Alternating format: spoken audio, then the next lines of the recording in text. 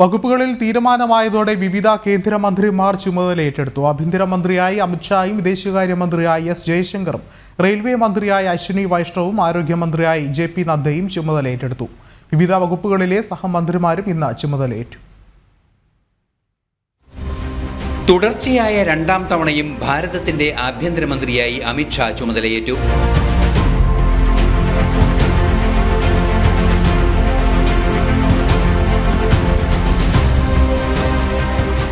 രാവിലെ 8:30 സൗത്ത് ബ്ലോക്കിലുള്ള വിദേശകാര്യ മന്ത്രാലയത്തിലെത്തി വിദേശകാര്യമന്ത്രി എസ് ജയശങ്കറും ചുമതലയേറ്റെടുത്തു.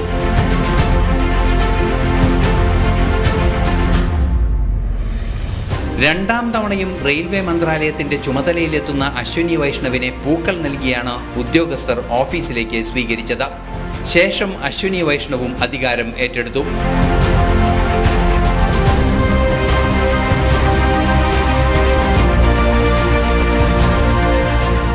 ഇടവേളയ്ക്ക് ശേഷം ആരോഗ്യ മന്ത്രാലയത്തിലേക്ക് എത്തിയ JP നദ്ദയ്ക്കൊപ്പം സഹമന്ത്രിമാരും ചുമതലയേറ്റെടുത്തു.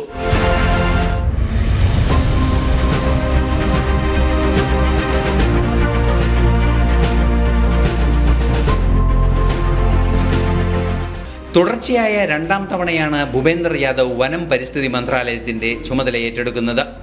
മുൻ മുഖ്യമന്ത്രിമാരായ മനോഹർലാൽ ഖട്ടറും ശിവരാജ് സിംഗ് ചൗഹാനും മന്ത്രാലയങ്ങളിലെത്തി ചുമതലയേറ്റെടുത്തു.